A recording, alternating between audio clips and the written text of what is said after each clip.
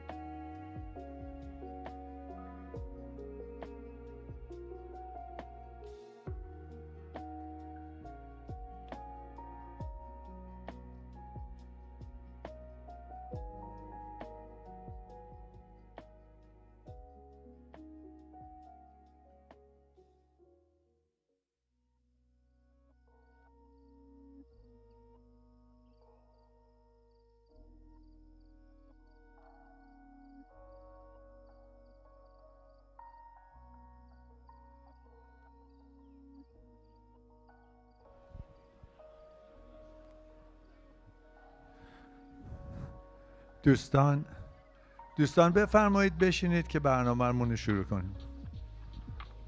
Please come and take your seats so we can get started.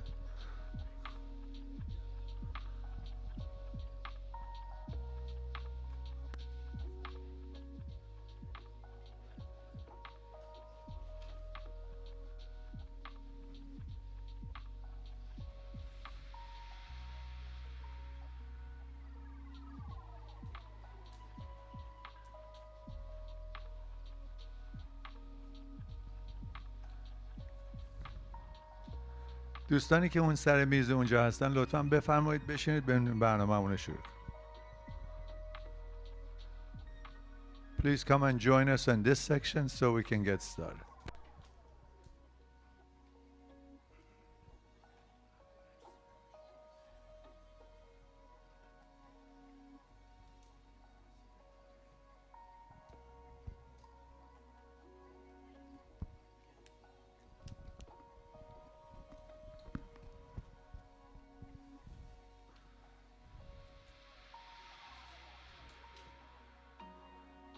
We're waiting for you to get started.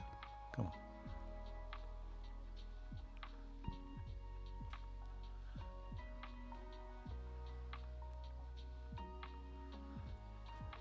Rashad, can you cut that music, please? Thank you.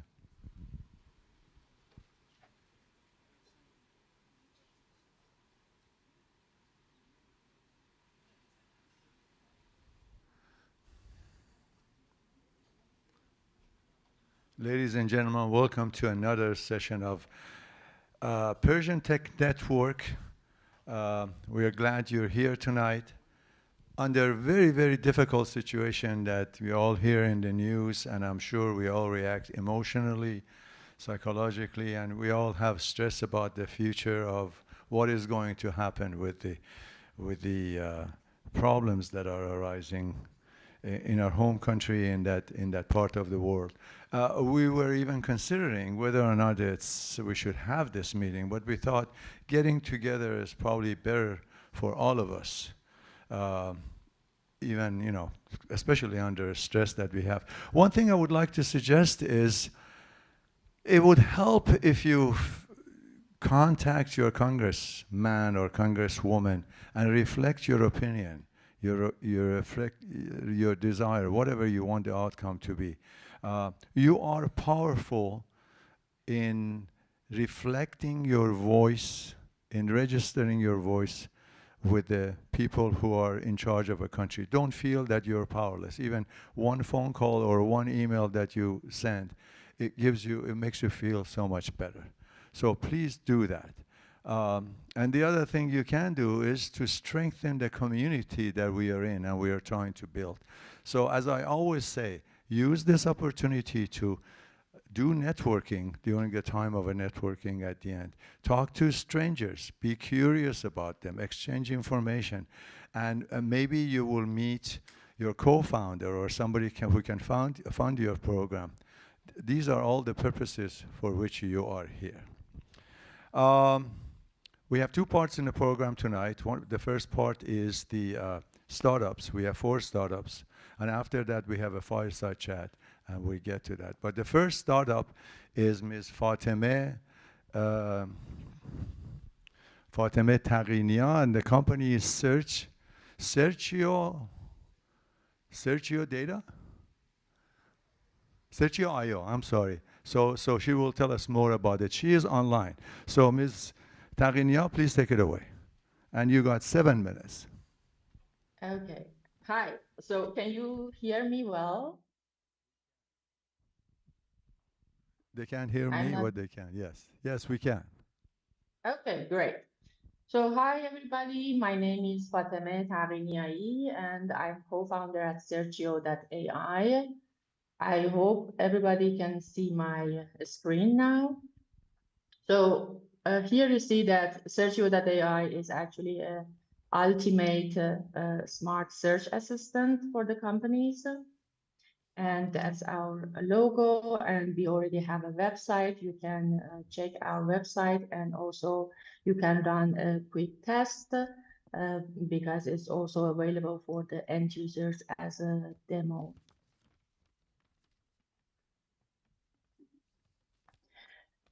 So what is the problem statement? I would say that searching for internal information is still very inefficient. You see that there are a lot of information overloads. The accounts are isolated, data are scattered here and there. And also there are many times that people don't know where to search for the data. So because of all these aspects, the search is still inefficient. And although we hear here and there that with the help of AI, they are making search efficient and more powerful, but we are not yet there. And as an engineering manager, I also am following a lot of newsletters and conferences. And recently, I have read in Lead Dev conference that even though we have a lot of advancements in search and also other LLM-based tools, but the amount of efficiency in general in software development is only 6% more than previous. So all these leads us to finding out that why this problem still exists. And all of this also have some financial consequences for the companies. Here I have some numbers to show. So there is for a company with mostly knowledge workers, which are the people who need to search for information or um, be aware of the information during their work. It's actually more than 2.5 to 3 hours each day that they have to invest for searching for the information. And that leads us to 81 days wasted annually for each employee. Apart from that, companies are actually paying a lot monthly for the membership of the accounts here and there to enable them for this search, but most of them are in vain because of all the above mentioned items. And you can calculate that for a company around 50 people, there would be a loss of 1.2 million at least per annum because of this search inefficiency. So now that we have talked about the problem status, let's go to the solution. With Searchio and with the help of a combination of generative AI and other AI-based tools, we have significantly reduced the search time. And this is not only that, but also collective team results would be better. And also you have the chance to have the adaptive output format. So based on the company's business and also based on the search criteria, we will have the adaptive output format. At the same time, we guarantee the safety and IP security. So first of all, we are located in Berlin, so we have to follow all the rules regarding GDPR and data privacy and security, and a lot more compliance rules in regards to AI and also safety and security. The other item is that we are also model agnostic. So you as the company, you don't need to be concerned about what kind of models we are going to use. We are expert in that area and we are always using end of the technology. And we somehow eliminate this concern from the companies that what is best fit for them. And one more thing, which is kind of a bit greener in comparison to other solutions, is that we don't need to frequently train the LLMs because the way we are using the LLMs is for inference rather than as the knowledge base that requires iterative training. Okay, what is the market size?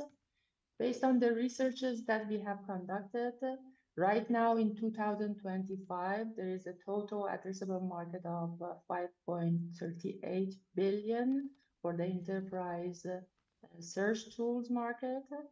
In Europe, especially as the vertical that we are working in, it is 1.4 billion. And for Germany, it's something around 380. This is actually a combination of Germany's market plus some extra market in Europe, because usually Germany and other German language countries called DACH are some kind of combined. And we have the aim to obtain this market 7.7% is our estimated annual growth, and we think that's attainable because of these advancements and these high demand in this area, and also the user behavior is changing very fast. You got 1 minute. Oh, okay.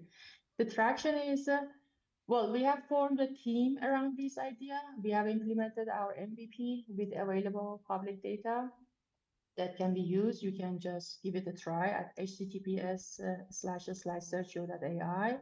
We have added multiple LLM tools. We integrated with Google Drive, Confluence, and some data lakes, plus the possibility to inject unstructured data. And we are in negotiation for B2B, and we already have a spin-off for healthcare. Since I have just 1 minute, let's go here. Who are we? So I am Fatema Taghiniyai. I am taking the CTPO role. Probably I will go to CEO, CPO role soon, and I have years of experiences in software development and also engineering management. And my co-founder, Amir Hossein Ahmadi, he is the CTO, and he has more than 25 years of experience in software development and more than 10 years in software management. Thank you very much. You're welcome. If you have We have any time for one questions, question. Does anybody have any question? I don't see one. So thank you very much, Ms. Taghiniyai. Sorry, I mispronounced your name. No, it's okay. The next presentation is Mr. Mahmoud Larudi, and Liamek is the name of a company. Did I pronounce it right? Oh, you have changed recently, so you'll tell me. Please come over. Please help me welcome Mahmoud. Yeah, I need.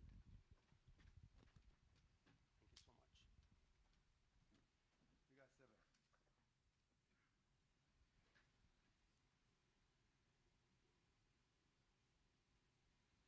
7. Hello, everyone, and good afternoon. My name is Mahmoud. I'm the founder of Spatium. In Spatium, we read video data of surveillance cameras, hundreds of surveillance cameras, and create a single 3D digital copy of reality, or we would like to call this physical metaverse. Here you see 4 videos coming from 4 surveillance cameras. They are installed in different corners of a 3D space. Our brain tries to understand this scenario. We have lived in a 3D world, and our brain likes to process 3D visual data. But this 2D streaming technology that you see at here deconstruct the 3D world, and then our brain tries to reconstruct the 3D world by an excessive cognitive load. This unnecessary extra processing happens in our brain is the source of many business and technical issues. On the other hand, 3D physical metaverse can solve this problem. At here, we have combined video data coming from different surveillance cameras and build a single 3D holistic real-time environment. We would like to call this physical metaverse. Here is the demo of our product. You see 4 video streams coming from 4 surveillance cameras. We see the one single holistic physical metaverse. And then in the third window, you see the gallery of people, existing people in that physical space. The fourth window is for control the demo. Fifth window at here shows the foot traffic in heat map and head counts.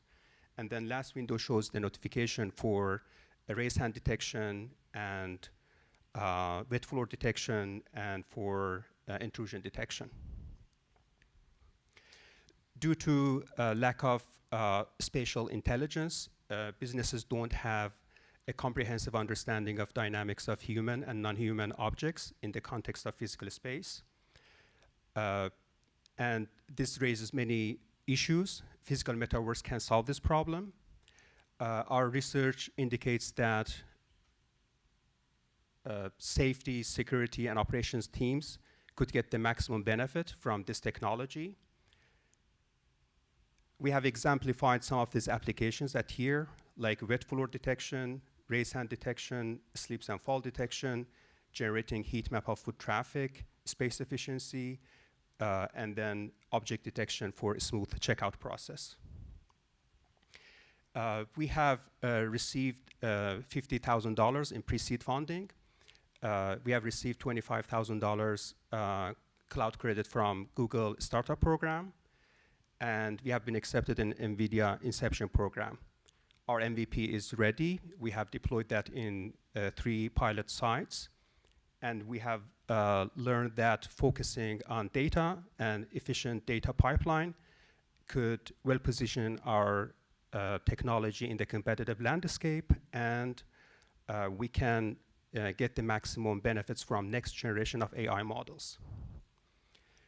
We are looking for $300,000 in seed funding to acquire 100 pilot customers and 10 paying customers. We are a team of 4 talented individuals with different background, working on different aspects of our venture. We have 10 advisors generously support us. And at the end, I would like to say thank to Persian Tech Network for giving us this opportunity, and thank you all for your time.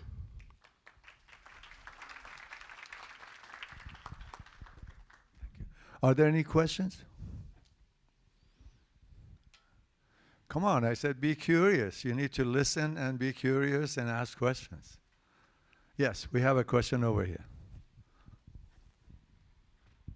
What's the business model?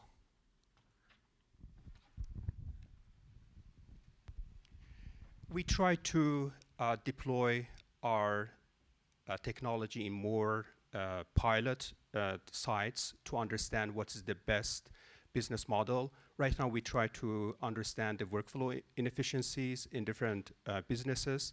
Our focus is manufacturing, and we think the best business model could be related to a number of surveillance cameras. More cameras, more computing, more price. Right now, we try to understand how much value we can add to different businesses, and then based on that, we can define right KPI and then estimate ROI accordingly. Another question? Yes, please let me know more about your competitor. I'm Amir. I'm a startup advisor. I was part of the Plug and Play more than in 2018. And I want to know, please let me know more about your competitor. Yes. Right now, NVIDIA is working on a project, Metropolitan or Omniverse project. They try to combine video data coming from different surveillance cameras in a virtual environment and create basically a physical metaverse. So There are other companies like Siemens and Aveva working on digital twins, but their focus is more on sensors, sensors other than security cameras. Our focus is surveillance cameras because we believe that visual data is the most rich data available, and that's the kind of competitive advantage we have. I hope I answered your question. Thank you very much. Thank you. Click here. Click here. You have the clicker? Okay, it's over there. Very good. From Mahmoud Larudi, we go to Mahmoud Najmzadeh, and the company is Ion. Muhammad? Oh, I'm so sorry. I misread it. Muhammad Najmzadeh, and the company is Ionless. Okay, there you go. Hello everybody, my name is Mohammad Najmzadeh and I'm the CEO and founder of Ionless Corporation. Here the title of the presentation is Ultra Low Power Seawater Desalination. Regarding problem statement, more than 50% of people on Earth would live in water-stressed regions by the year 2040. And since 97% of surface water is salty, there is a high demand on desalination.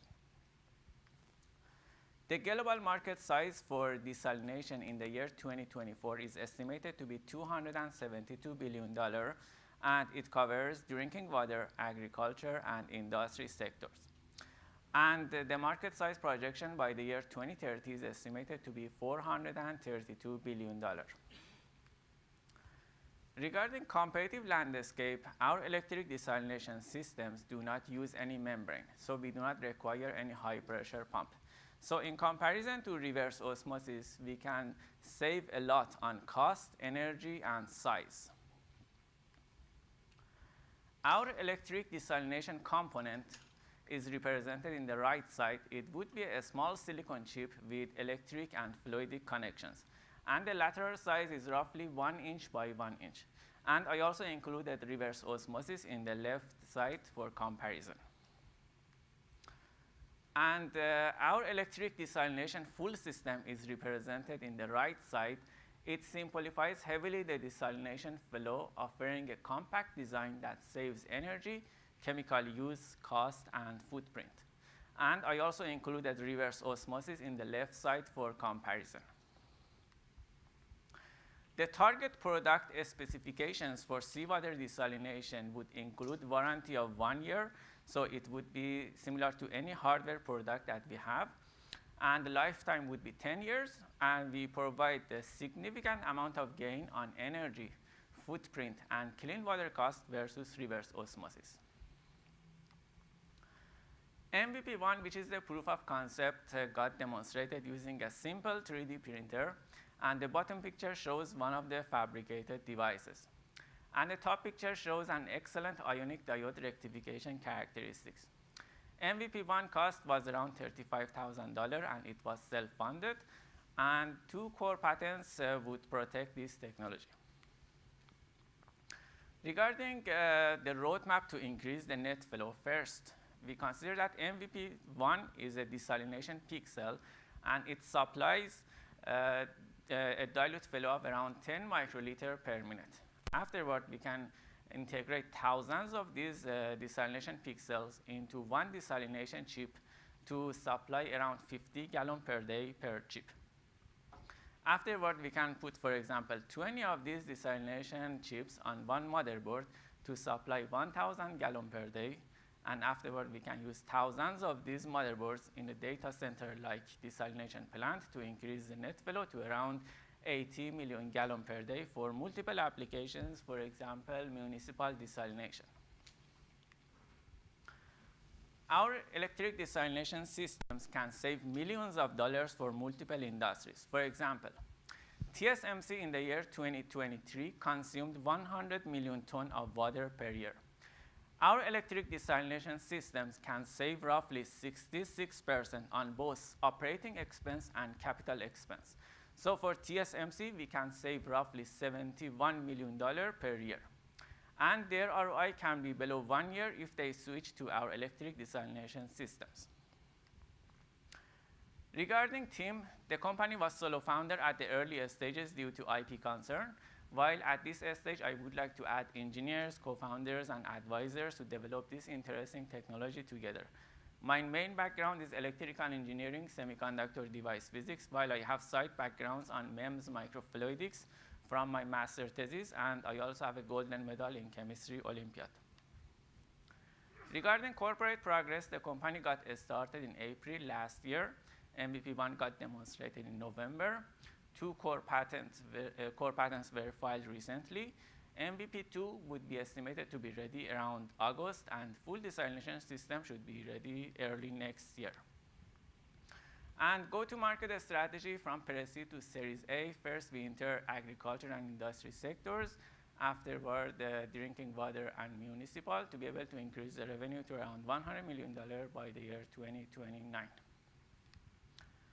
And the Pre-seed funding goal is around $2 million, covering technology development, hiring a team of around 5 to 6 people, and filing a few more patents and lab and office space. And thank you, everybody, for your attention, and I'm okay to answer questions. We got time for a couple of questions. Please state your name and your affiliation before you ask your question. Sure. Reza Amin, CEO and founder at Bastion Health. Can you explain a little bit more about the efficiency, the energy efficiency of the solution compared to the reverse osmosis? Okay. So here the energy efficiency is estimated to be below 1.5 kilowatt hour per cubic meter.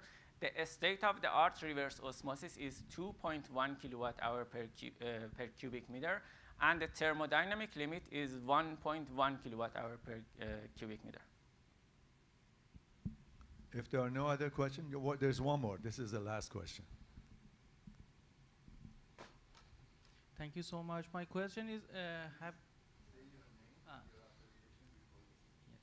my name is Ali Mahdavi. I'm a water engineer working for Atkins Realis. My question is about the water quality. Have you tested how the water quality changed, and what criteria you considered for water quality? Okay, so it completely depends on the customer. For example, for drinking water purpose, there are strict requirements. For example, the TDS of water should be below 500 ppm or 0.5 gram per liter. This is for salt, and there are lots of requirements for concentration of several chemicals. For example, ultra pure water would be used for semiconductor industry. So a few potassium atoms per gallon would disqualify the product. And for high pure water would be used for example, pharmaceutical, maybe the 1 or 2 ppm would be sufficient. So it completely depends on the customers, what would be their specs. Thank you very much, Mr. Muhammad. Thank you. Thank you. Okay. And our fourth presentation is Mr. Reza Amin, and the company is Bastion Health, I hope. Bastion? Yeah. Bastion, okay. Thank you. Hi, everyone.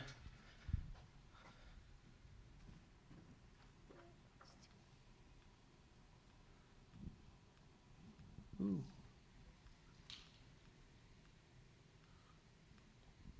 Okay. Reza Amin, CEO and founder at Bastion Health. 55% of men in the workforce do not engage in the traditional healthcare setup. That result in poor outcome and later stage diagnostics. So it's basically translating a lot of cost, healthcare cost for those self-insured employers. And at Bastion Health, we are the first virtual men's health clinic offered to self-insured employers to engage their male population and help them reduce their cost. So my background is medical device health technology. Before Bastion, I co-founded a company called Encapsulate, which is a cancer precision diagnostic company. We launched cancer studies in space with NASA International Space Station. Now we are bringing the technology to healthcare system. But a few years ago, I went through fertility journey. Me and my wife going through fertility journey. And then about the same time, I lost my grandfather to prostate cancer. And soon I realized the men's healthcare experience is really broken. I was seeing my wife getting all the access to virtual OBGYN, and I needed to drive 1 hour to get to the first urologist in order to assess my fertility. So ended up partnering with 2 physician entrepreneurs, started Bastion Health, raised $6.5 million to build the men's health solution for self-insured employers. So when we are talking about self-insured employers, various tech-enabled virtual solutions have been offered already to self-insured employers. It's a well-established and proven business model. We have virtual physical therapy, we have virtual diabetes, virtual mental health, virtual women's health, and actually there are around 80 solutions offered for women's healthcare, and majority of companies already have those solutions. When it comes to men's healthcare, Bastion is leading company in that category, and we're building that category. All these logos that you see in this in the screen, basically they're all unicorns in the space. Majority of them started and led the category building. So at Bastion Health, we are focused on all these conditions that you see on the screen. Around 85 million men in the US voice concern about prostate health, reproductive health, sexual health, hormonal health, cancer care, but majority of them do not engage in the traditional healthcare setup because of access and convenience. So we're building the men's healthcare category for employee benefits, and with that basically being available in all the 50 states, we are helping patients get access to the care they need. And by being convenient at home, we are increasing engagement that results in outcome, resulting in $3,600 cost saving per engaged patient for that employer.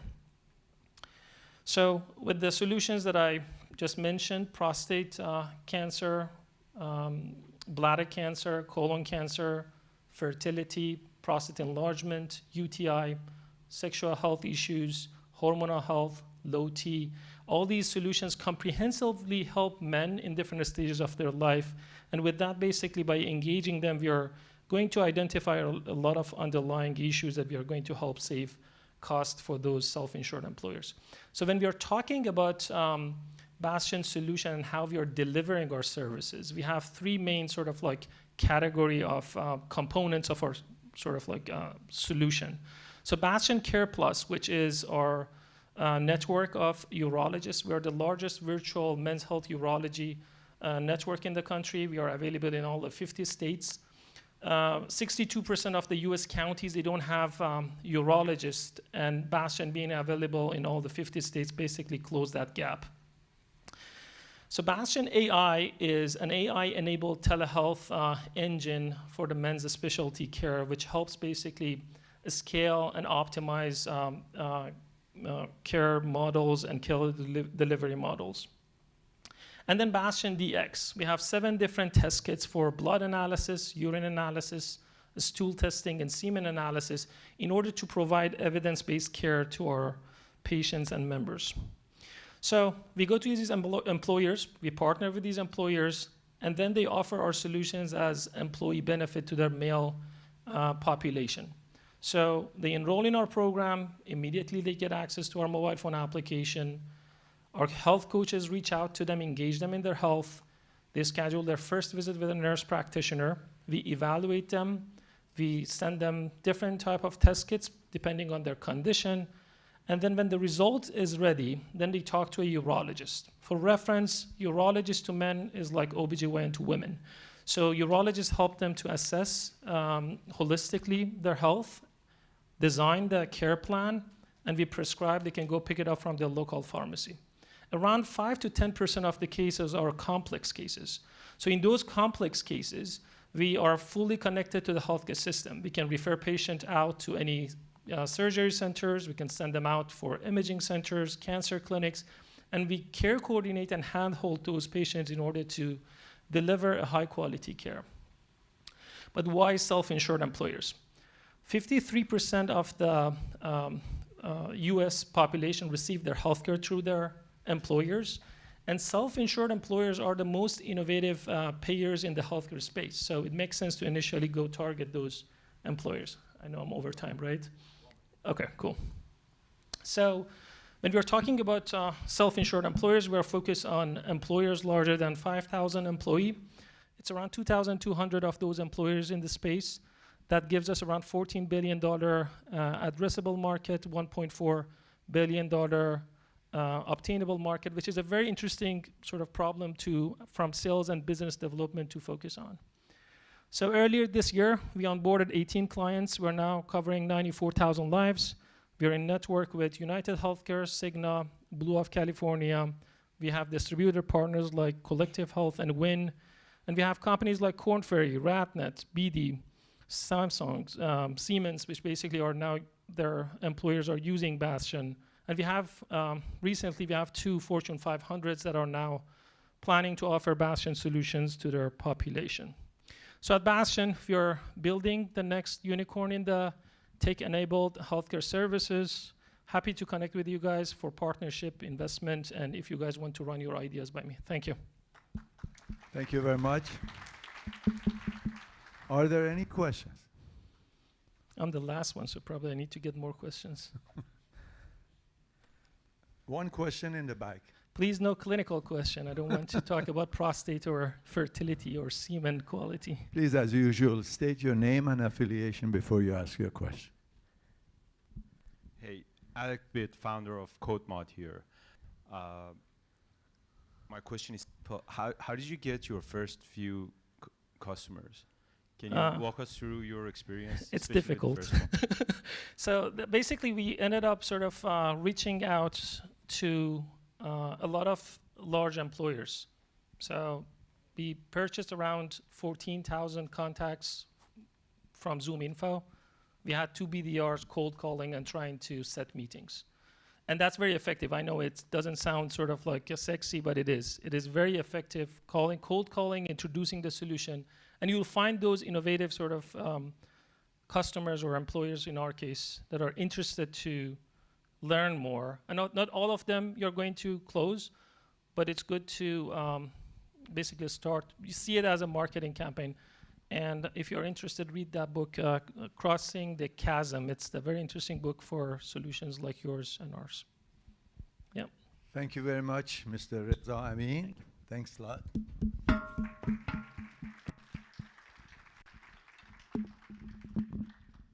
Now we come to the fireside chat portion of the program.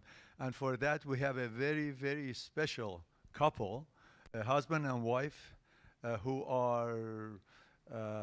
have achieved, their own merits in their own fields, and they have put their forces together and they have started a startup. We hear about them.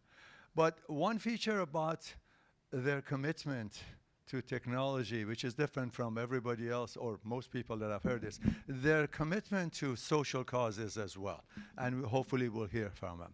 So I would like to invite, please help me welcome Nilu Salehi and Afshin Niksad. Where is Afshin? He will join us. Take the first seat, please. Afshin, join. Yes. Help Afshin get up here. Yes. That's yours. Nilu, Afshin, thank you very much for making the time to come here and enlighten us about what you've been doing. Let's go to the origin. Let's go from the beginning. You were both born and raised in Iran, right?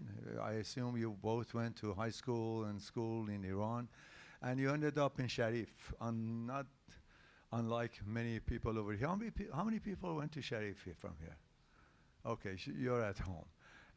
And you both got computer science degree from Sharif, but you diverged a little bit. You became interested in economics, I believe. Economics was one of the degrees I got. Well, one of the degrees that you got. You went to CMU computers, algorithms and combinatorics. Yeah, so in CMU, I did my master's in basically ACO algorithms, combinatorics optimization. And in Stanford, I did my PhDs in information systems engineering and also in economics. Very good. And you did your PhD at Stanford in Yeah, I just did plain old computer science. plain old computer science. One thing we skipped over and we would like to ask you is, what was your concours ranking in Iran? I don't actually remember. You don't remember? I don't remember. It wasn't great because I had the Olympiad benefit as well. That's Oh, you didn't have to take concours. No, I then. did take concours. But you didn't have to. I did have to. You did but have I to. said with the benefit is how With- I got into computer science. Oh, I at see. It was a Sharif. combination. Yeah, How yeah. about but my you? concours rotba was not that great. Oh, well, you still are great. You made it over here, yes. Yeah, I didn't have to take it, luckily. You were on an Olympiad? Yeah. What Olympiad was it and what did you get? It was computer. Computer. And Yeah. what medal did you get? Gold. You had to get gold to go past that one. Okay, so you changed a little bit and you went to economic things that are a little bit, shall we say, softer. Why did you do that? So, so again, one of the areas of study in Stanford for me was economics, and what I did was basically tricking economists by solving the problems they had via an algorithmic approach. So what I did was really kind of taking what I had learned from algorithms in computer science and applying it to social problems in economics.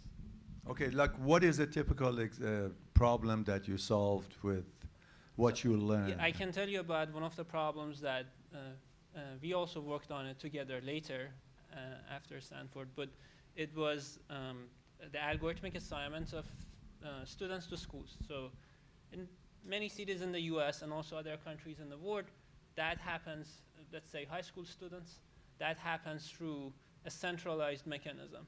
So all the public schools participate, all the students who want to go to public schools participate, and then there should be a central algorithm that decides who goes where, based on the preferences and constraints. All the merits, Yeah. gold medal, etc. Yeah. Yeah. So at high school you still don't have that, but yes, your merits are, Right. are included. Yeah. And what did become out of it? What was the result? Was it an exercise at school Yeah. or? No. So I can tell you about some of the work I've done there. One is, for example, there are in some of these cities, schools have course preferences. Sometimes by law, sometimes just naturally. They don't have really refined preferences over students. They put students in large buckets and decide, and basically the ties need to be broken because sometimes there is not enough seat for all the students in the same bucket. And one of the work I did was providing guidelines on what is the most fair or efficient way to break these ties between students so that at the end the algorithm generates a good assignment. So this also sounds like a matching system similar to what dating systems have it. Yeah. Have you ever worked on a dating system? Not on a dating system, but matching markets was one of the areas I worked on. So And this you is one example. didn't have to because you knew Nilu from for many years. You've been married for how long? For 10 10 years. years. Yeah. Okay, she knows it faster than you do. Yeah. Nilu, you are an expert human-computer interaction, HCI. Social computing has been listed as part of your forte, and human-centered AI. What is social computing here? So human-computer interaction became a field when computers really started to enter workplaces, and so there started to be an interaction between the person and the computers were proliferating. So there was this new field that was created on how do we create computer systems that people can actually use. The next wave was when people started connecting computers to each other, way before the internet, and that was the birth of social computing, which was now you had systems that could be collaborative, like GitHub, like Google Docs, all those were invented out of the field of social computing. I see the next wave of that as being human-centered AI, which is now you have computers that are all connected to each other and are also powered by AI. And so that's sort of, I did my PhD, a lot of my research was on social computing, and then in the last 5-6 years, I focused a lot on human-centered AI. So human-centered AI, is it an effort to prevent from bypassing us and get us involved here? Or is it to relieve us from all the things we have to do? Just tell me what to do, I'll do it. it's a combination of questions around how do we develop AI-powered systems that actually meet people's needs. One is guardrails around how do people control the systems, but there are also other questions around how do you create that interface so that the person can use the system, can evaluate it? How do we both, on the negative use cases, how do we prevent those from happening, but also on the positive use cases, how do we actually get them to happen and give people the tools to be able to use the systems, right? For instance, I did a lot of work on, a few years before ChatGPT came out, on language models that were being used in high-stakes settings like hospitals for patient communication. And there were very high error rates. So for using Google Translate in particular in translating patient material, there was about 20% error rate. And so we did a lot of research on how do you reduce the errors on the technical side, but also how do you give people tools to identify when there are mistakes and errors and tools to be able to recover from those errors. So that was a lot of my research. Any of these tools are in use right now? Some of them are, yes. So back when I was a professor, all of our research was published, so other people cite it and use it. And some of those techniques we use now in the company as well. You're still a professor. You're on leave. Yes. Yes. Okay. We didn't say that. You're a professor at UC Berkeley and you're a professor at USC. That's right. And you're in a Department of Economics. Yeah. So what are some of the activities that you did before you took your leave to take care of your startup, which we'll get to? So I worked on a couple of areas, one in matching systems. Mm-hmm. That one was basically algorithms that allocate organs to patients. In pretty much every country in the world except for Iran, organ sales is illegal, Yes. for better or worse. Basically there is no monetary market, and there need to be algorithms that decide how organs are distributed to patients, allocated to patients who need them. So you did this without considering the cost that could come in or the price that could come in. Because a friend of ours, I'm sure you know Mohammed Akbar, that he did this. Yes, he did that for Iran, and he had an additional factor, which was what's the price you're willing to pay. Yeah. But you did it for the general market. Yeah, which is currently the status quo, for example, in the US. Yeah. And what was the result of that? For example, one of the problems that we studied was the trade-off between thickening the market, that is weighting and allocate organs more patiently so we can understand, gather more information about the supply side, that is the people who demand it, as opposed to just acting more quickly and allocate organs to patients on the go without really thickening the market. And the conclusion there was that for a specific market, which was allocation of kidneys, because of inherent imbalances in the market, the trade-off is resolved on the side of allocating quickly. There is no need to make people wait, have a thicker market. That will be inefficient. I see. Nilu, restorative justice is listed as part of the activities that you do. Enlighten us. What does that mean? What justice are we talking about? Yeah, that's a really good question. So that's a philosophy towards what do you do when someone is harmed. So there's different philosophies around how do you react, how should we as a society react if someone is harmed. There's punitive justice, which is the predominant way that many societies view it, which is if someone harms someone else, they should be punished proportionate to the harm that they caused.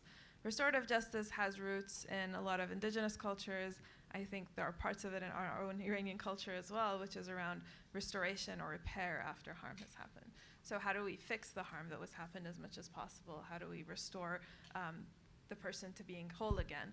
And so in some of my research in both social systems and AI systems, we've looked at what are the ways that these systems harm people, and then what does it mean to repair or restore that harm as an alternative to other approaches that might say, just shut down the system or ban the person or some kind of a punitive approach. What does it look like if you actually center the person who was harmed and then think about what does it mean to repair the harm for them? What are their needs after they've been harmed?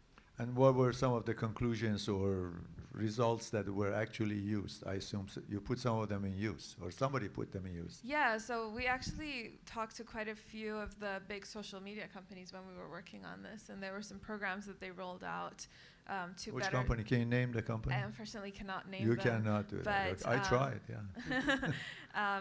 They have programs. Some of the one was a big streaming platform where a lot of younger people game, and so a lot of harm happens there. And they developed a whole program to support young people who are harmed because they were bullied or there were racism happening to them or different kinds of harm. What are programs that they can go through that help them, support them, and also developed educational programs for the people who are causing the harm, because in a lot of these cases, the people causing the harm are also kids.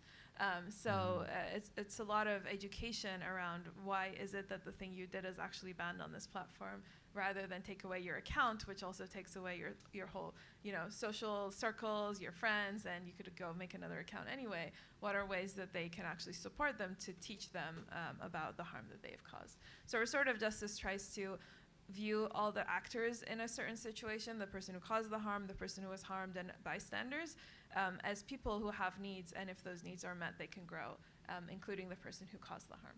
Where do you think this knowledge, the results of your research, is more applicable? Let me give you just two distinct. Is it in the US or in Iran? I think everywhere. I think in Iran Everywhere. we actually have a better cultural understanding of these issues. I think US culture is actually much more punitive. So I think in Iranian culture, we better understand what it means to have a community come around someone and help them after they've been harmed. And so some of this was actually just taking things that come naturally in our culture and teaching it to other people. So it was easier for you to get there because you had the background and all that. Okay, Afshin, you guys know each other for more than the 10 years that you've been married, right? How long have you known each other? This is a quiz, by the way. I'm not going to answer this Is one. this confidential? No, I'm asking. No, I mean, you went to Sharif together. This Yeah. predated your marriage, I Yeah, assume. I think it's been 17 years. 17 years. And right. when did you decide to use your matching algorithm to say this is the ideal? That is Match for me. confidential. You both are, you're both computer scientists and you're both dedicated to social causes. Is that something that attracted you to each other, or did you have a lot of arguments along the way, telling each other what paths to take? I think, common background, similar mindset definitely was a factor. Yeah. And recently, you said February of this year or last year? You started your new company, your startup company. Yeah. That's why you both took leaves from your respective universities. And so you're putting academic life on hold, or you think you're going to go back to them? We're fully focused on the company. You're fully focused on the company. Also, there goes our next discussion. Then what's the name of a company and what do you do? Company is called Across AI, and we build reliable and secure agents for enterprises. Okay. Whose idea was it, Afshin? I think it was both of us taking algorithmic approaches to provide to be able to support AI in enterprise workflows in order to produce more reliable results. I think it's really a mixture of both of the areas that we have worked on in the past. So what's your secret sauce? Everybody else is doing, trying to incorporate AI into everything, from cooking to, managing, et cetera, et cetera. What's your secret sauce? What's your particular angle that, if you can tell us? Yeah. Yeah, of course. So we combine two things into one approach. One is from the get-go, we are a multi-agent system. So we have a collection of agents for each work function that each specialize in doing one thing, but they do that one thing very well. This alleviates some of the reliability issues because now if you have your agent just doing one thing, you have a much higher reliability agent. The challenge then becomes how do you coordinate? And so our big technical differentiator is what we call agent mesh, which is our orchestration and memory layer, which allows all of these collection of agents to work together. So as each agent learns about the world, it writes to the agent mesh in its memory, and all the agents have access to each other's memory. So if one agent with a particular work function learns something, it's not only storing the raw data, it's storing its reasonings and understandings. The other agents have access to that. So the combination of these two things together is what gives us much higher reliability in actual enterprise work functions. And how do you divide your responsibilities over there? Nilu is CEO. And what do you do? I'm CTO. You're the CTO. What are your challenges as a CTO over there? She makes impossible demands and you can't do that. No, I think as both as founders, we really don't kind of work in perfect harmony. So yeah, but yeah, the challenges as a CTO, I would say, basically hitting the deadlines. So there are currently, as we speak, we have customers, and these customers might have deadlines that don't. Can you name the customers, or No. are these secret? So you can't do Yeah. that. Okay, well, But, we got to but, sort that but out. yeah, they offer deadlines that might not be aligned with previous roadmaps. And so we need to shuffle things around. We need to move the company to a direction and execute. So I would say that's one of the biggest challenges. Another one, and I think it's actually the tougher one, is finding the right people for the company. I was about to ask that. How many people are you in the company? We are about 20 people right now. 20 people. And what is the path? Like a year from now, how many are you going to be? What's At the least plan? twice. Twice, at least twice. And what kind of engineers are you looking for? Or what kind of The best ones. The best one. They're That's all easy. the best, but tell us some of the qualifications. You may find some Well, of them we tonight. have one position open for infrastructure. Infrastructure. Yes. And what are the requirements of that person? So the basics, basically, Kubernetes, AWS, GCP experience, Okay. classic infra work. Who is a tougher manager among you two? Haven't thought about it. I don't think we, yeah. Neither of us They're are pretty tough. nice Perfect people. harmony. Perfect harmony. What angle do you see your company will have in fulfilling your social commitment? That technology should not be should be in the service of a social good as opposed to alienating people. How does your commitment to that manifest in your company? That's a really good question. So part of it is in what problems you choose to solve, and you Mhm. have to have an eye towards where the market pressures are as well, because you can't just say, I'm going to have really high security or high reliability or whatever your value is, but you still have to be able to sell it. So you have to be able to see, okay, where are the markets aligned where I can still do this and still the company be successful. And so in picking the right customers, I think that's a big part of it. So finding companies, investors, and customers who share for some reason, whether that's their philosophy too, or they are in a particular market that requires that, where the market aligns with what you see as the value that you want to actually build. So that's one part of it in how the product can move that forward. And I think a lot of the other parts of it are actually in how you run the company. Who do you hire? How do you treat your employees? And what, as the company grows, what sort of impact does it have on the people that it impacts, both in terms of people who work for the company as well as other people around it who are impacted. This is your first company. It is, yeah. But it isn't your first company. You had a startup before. No. No, it's my this first- was this yeah. is both yours. So tell us about the experience of starting and running a company. What has been different from what you imagined before? This is a valuable experience for people who haven't started a company. Everything. Everything. Okay, unpack it, Afshin. I can say what I love about it is that every day you have a new problem, and you know, a different problem. Yeah, the challenge is you don't get bored, and in academia, you know, especially after getting tenure, you kind of, if you extrapolate, you see where it's going. I mean, there are important problems you can solve, but there is no hurry. There is no hurry, and also the level of excitement and diversity and impact is limited. Yeah, it's low. you know, Yeah. it's not, it exists, but it's mutated. limited. Yeah. Yeah. But here, you are 24/7. You're going at it. It's very dynamic.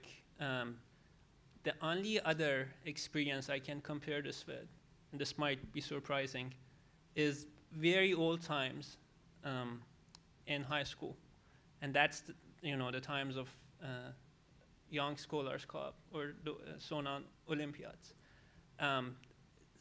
It was a very fast-paced environment. The momentum, the amount of information you learn every day changed, and a lot of people, build their mindsets and their careers, I think, or the foundations for their careers in those days. It was, I would say, it was a network of brilliant people who were very generous with their knowledge, with their experiences, and that sharing caused everybody to grow very fast. And these are your teachers? These are our teachers and our peers, yeah. And I think as a community in Silicon Valley, that's what we need as well. And a network of brilliant people who are very generous and share their experiences, and are willing to collaborate. Mm-hmm. That said, I would also want to add that I believe Dr. Tabesh was, if not the most important, one of the most important figures in that movement. And I am one of thousands whose lives have been changed by that movement. So kudos to you. Merci.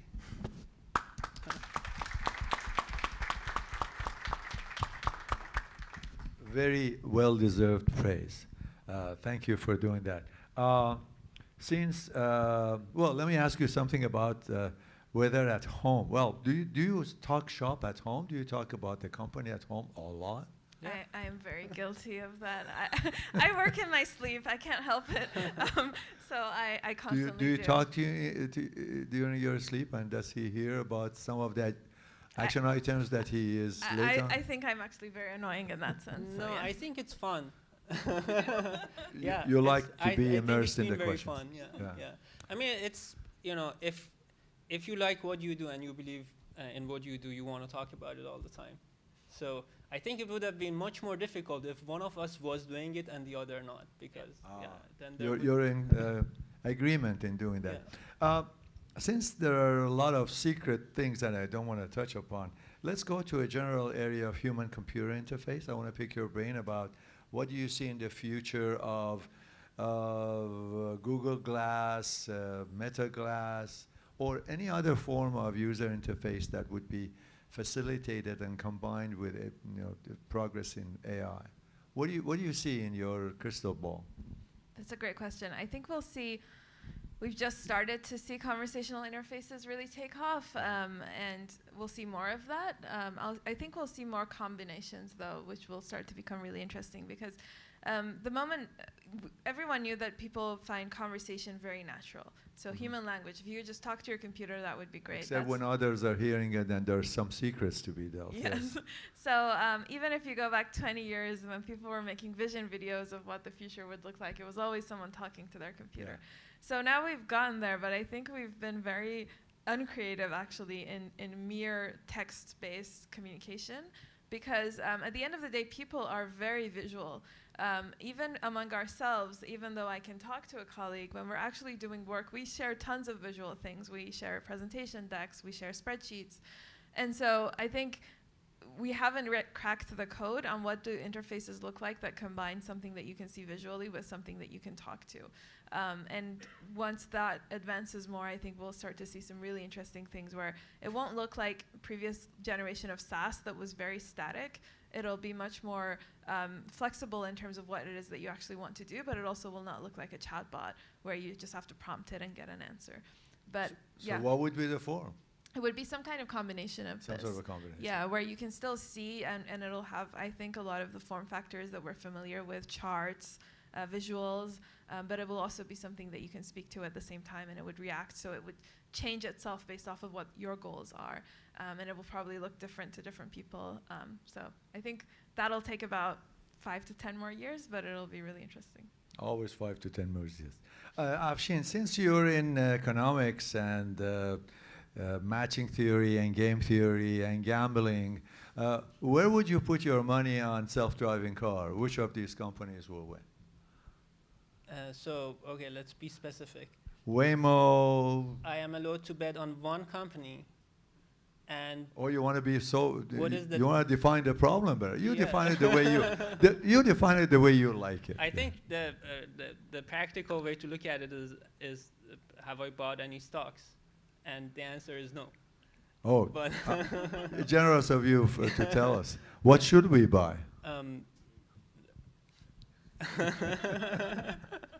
If I want to buy a self-driving car company stock which is public, have to we be don't. Waymo. Yeah, Well, Waymo. it will have to be Waymo. I agree. It has to be Waymo. Yeah. Why? Why? Yeah, Because it's working, at least in SF. it is working. So you're less enamored with the idea that cameras can work like eyes and computer can work like brains, as Elon Musk says. Yeah, Yeah. I don't. Li- yeah, I'm not LiDAR is optimistic. important, yes. Yeah. Yes. Any other recommendation coming from your part with AI in the future? Which of these AI horses would you bet on? Wow, that's a hard one. I personally really like Anthropic. I Mhm. think they're Because of their social. yeah, and their energy. focus on security and reliability. They're Mhm. really going for those enterprise use cases. They picked coding as a really good use case and have really made a lot of progress on it. Cursor is based off Anthropic. Anthropic is coming up with its own code generation. I really like it when companies pick something very practical and just get very good at it versus, trying to create a lot of hype around things. I don't see, maybe I'm wrong, but I usually am, but I don't see a lot of value in the new devices that are supposed to just be for AI, because a lot of what I think they do, your phone does as well. So I don't really see that as becoming a big thing, but I'm frequently wrong too. And yeah, it's going to be hard with OpenAI getting more into the app space. I think Google is going to be very tough competition because they're just so good at apps and consumer devices. So I think that's going to be a tough one. We have some people over here who work on both or either of them. They have worked. I want to get your opinion about the side of hiring and the side of professional growth. People over here, they have aspirations of either getting a good job in a great company or changing a job or starting their own company. What would be your advice for any of these stages? From where you're sitting, the experiences you've had in hiring people, concocting ideas based on which you can raise money and attract other people. What do you suggest people should be equipping themselves with in order to become successful in Silicon Valley? On starting companies, my 2 cents, don't do it for yourself. It should be for someone else or everybody else. You shouldn't do it to make a lot of money and,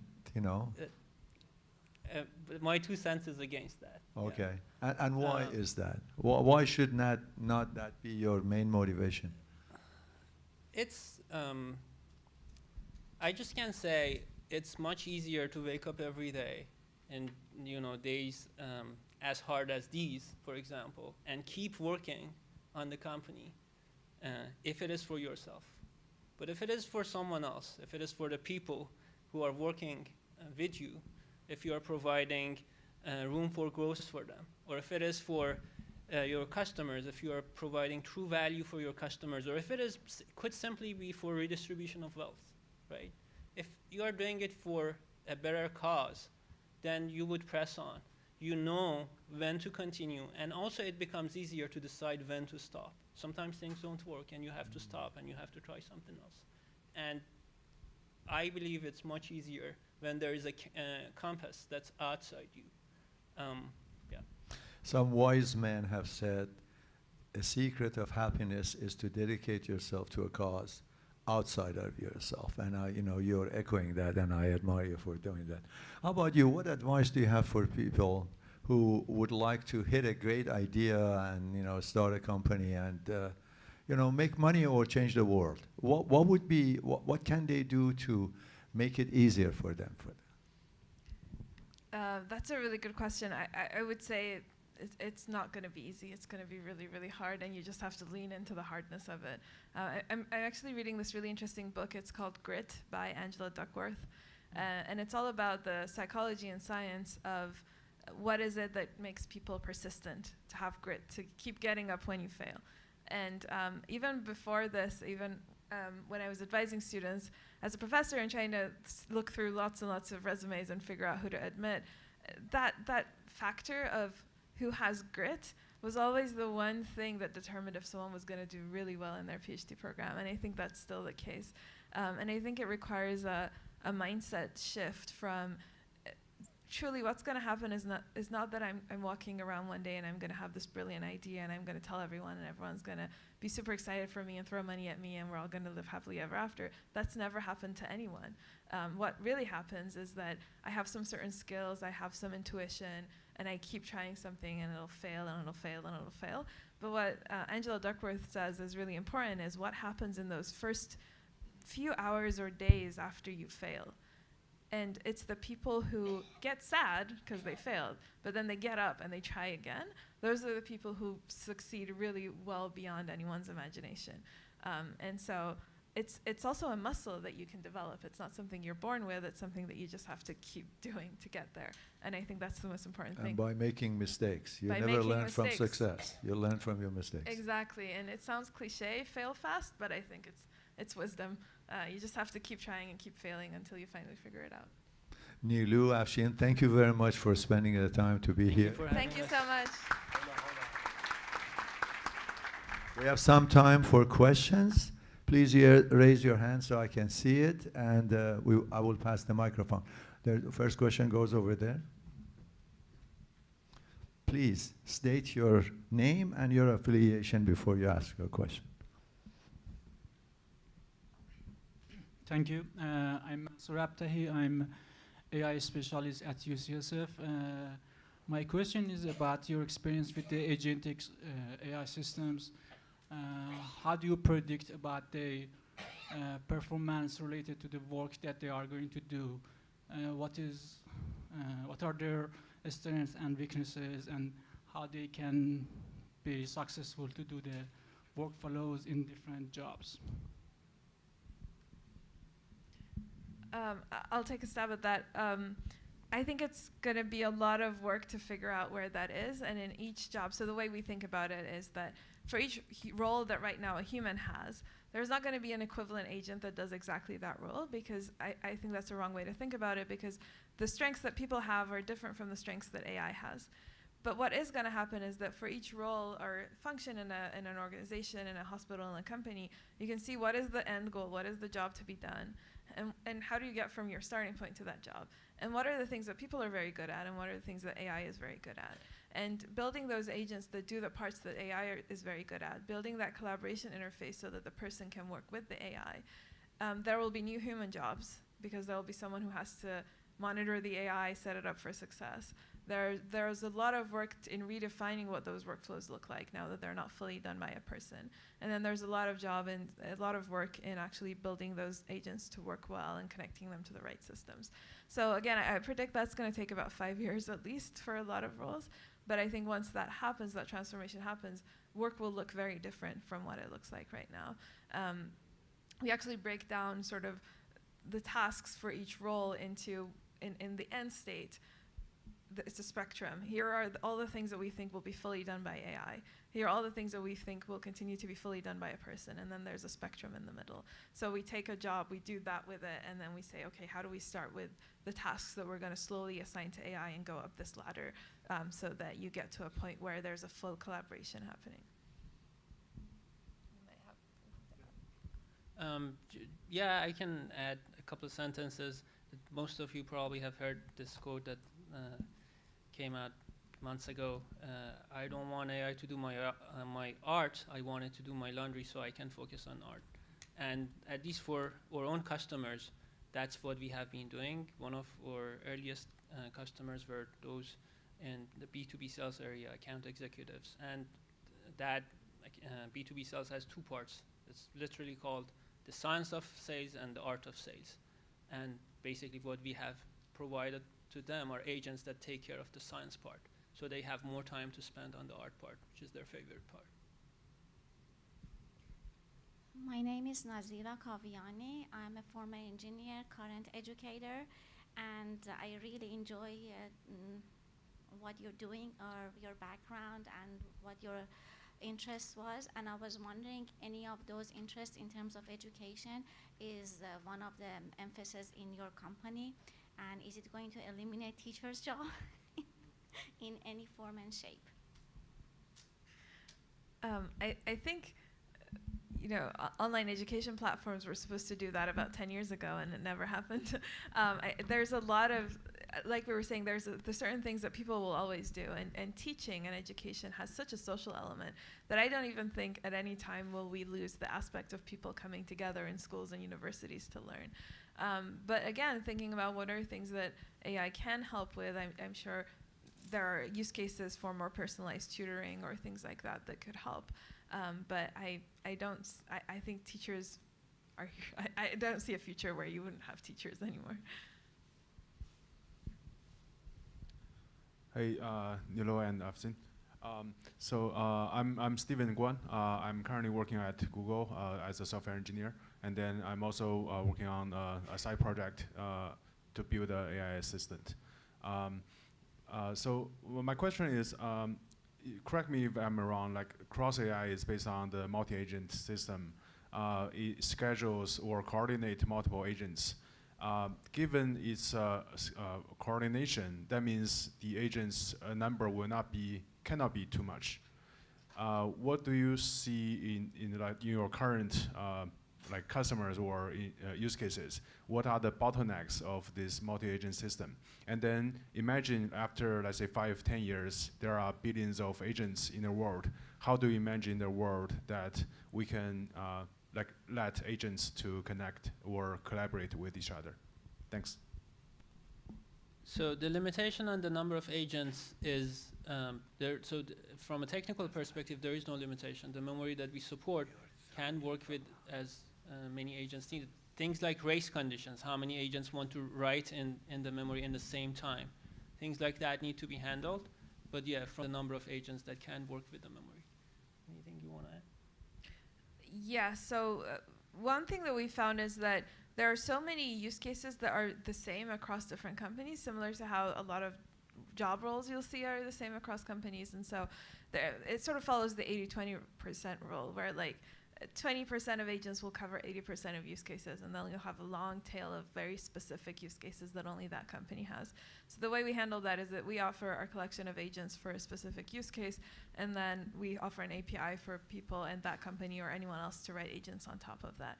But you brought up a really interesting question, and I was just watching this video that Andrew Wen, who used to be at Stanford, now runs deeplearning.org, was talking about this about a week ago, and the question of A to A and MCP and these things came up.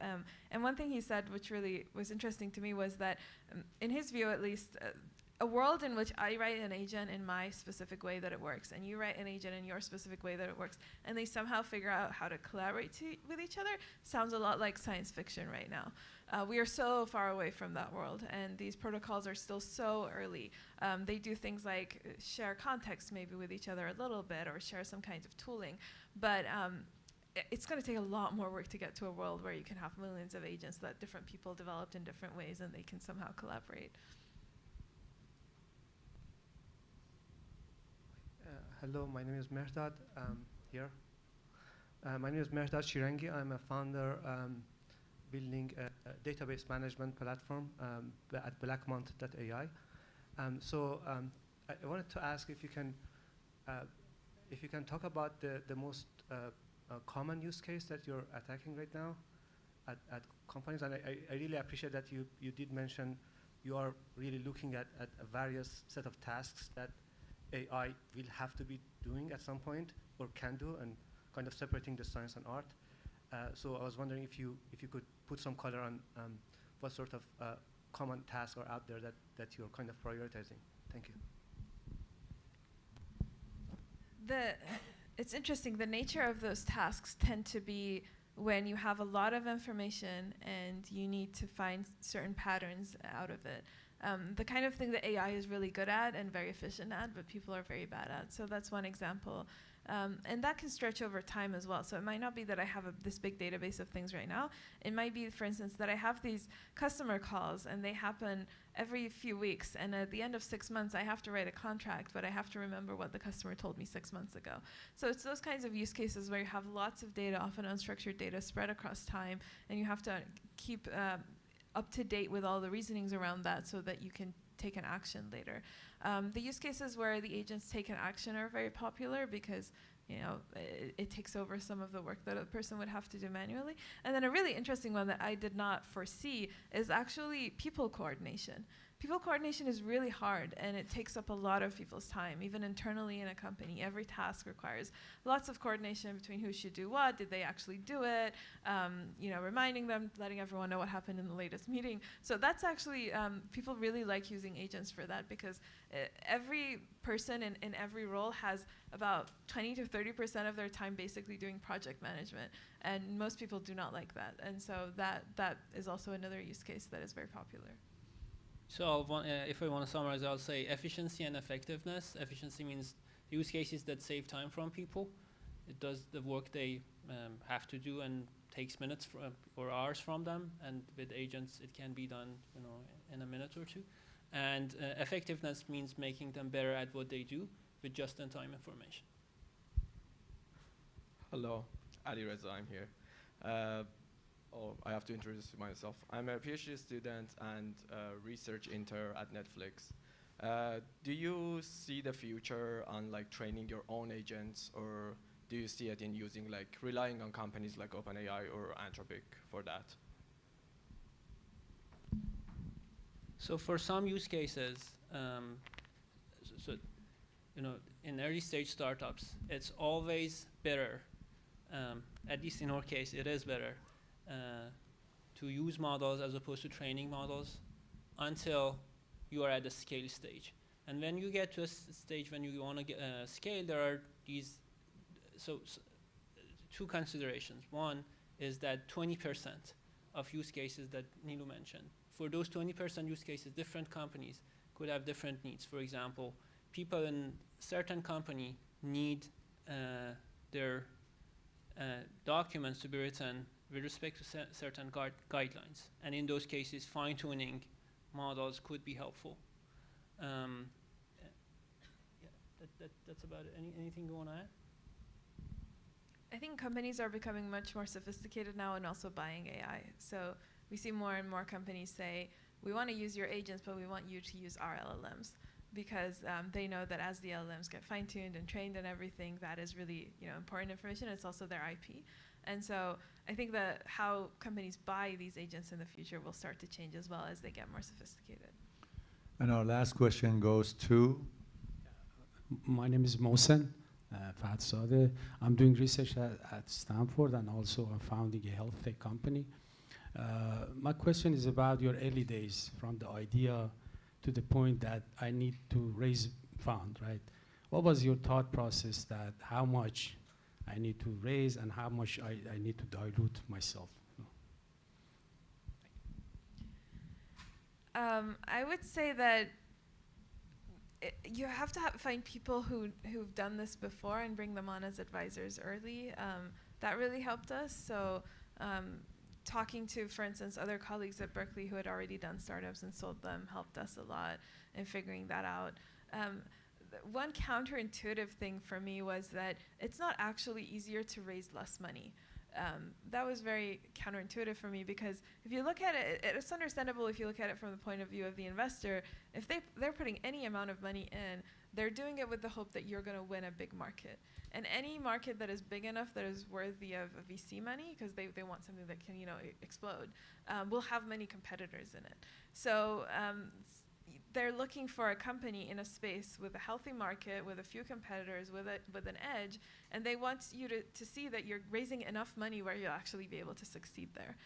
So that was one thing around fundraising. And then the other thing that I learned is that when from the outset, it looks like, okay, I want to start a company. My steps are going to be, register the company and then go raise money. But actually, I think a lot of people would be much more successful if they just started working on the thing. Because the first few times, it's going to fail. And when you have the beginnings of something that's working, you have some traction, you have some customers who are saying, yes, I want to buy this. At that point, it's just so much easier to go raise money. And I think that's a more effective path than than doing it as sort of like I have to check these things off of my checklist so that I actually have a company. Because if you do have something and it starts to get traction, it's going to be really easy to raise money and go found the company and everything. And if you don't, it's just going to be so hard to raise money, and it's going to take so long, and you lose a lot of momentum. Yeah, and I'll add just a sentence to that. If you can avoid raising a pre-seed, do it. Do it. Yeah, very good.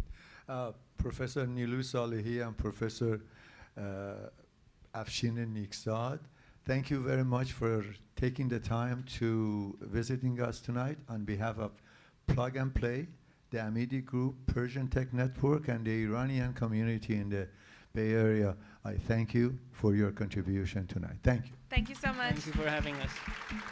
Nilu and Afshin are going to be around here, and you can ask some questions closer to them. Spend the time of networking to network and to get to know new people.